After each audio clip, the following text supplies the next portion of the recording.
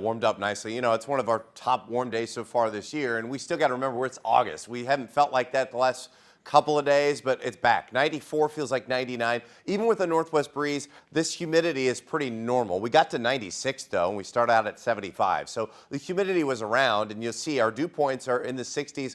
Some of these local numbers a little higher, and you start to see that come up a little bit. That's kind of what's added and made it feel like it's more hot than it really is. 94 feels like 99 of the city, some spots even locally, closer to 100. But remember, last week when we had heat advisories, excessive heat warnings, these numbers were over 105 consistently throughout the day, and that's where it wears on you. We can handle this for a couple of hours, but otherwise, there are actually a few pop-up showers and storms.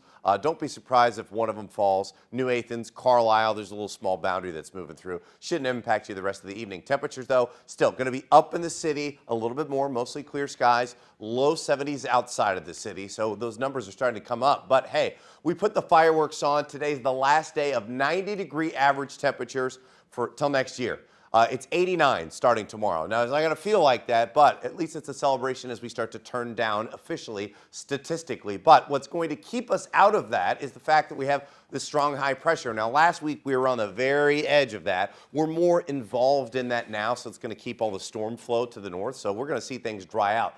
But as long as it's around tomorrow, this is what it feels like.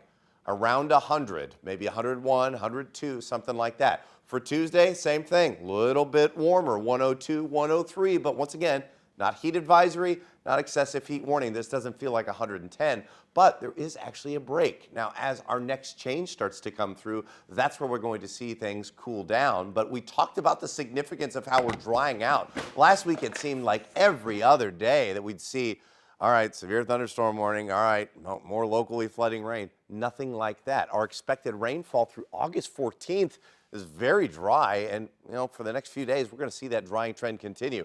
98 both Monday and Tuesday, and I think as this front moves through, it's not out of the question that we'll see things start to clear up a little bit. However, I think for the most part, temperatures in the upper 80s, right around 90 degrees, as we continue to look at temps working their way back up to 90. It's very dry over the next few days, but I know it's going to be hot, close to 100 degrees, but it won't last long, and it'll be cooler in the morning by Tuesday and Wednesday. All right, Gary, thanks. Now here's Frank with what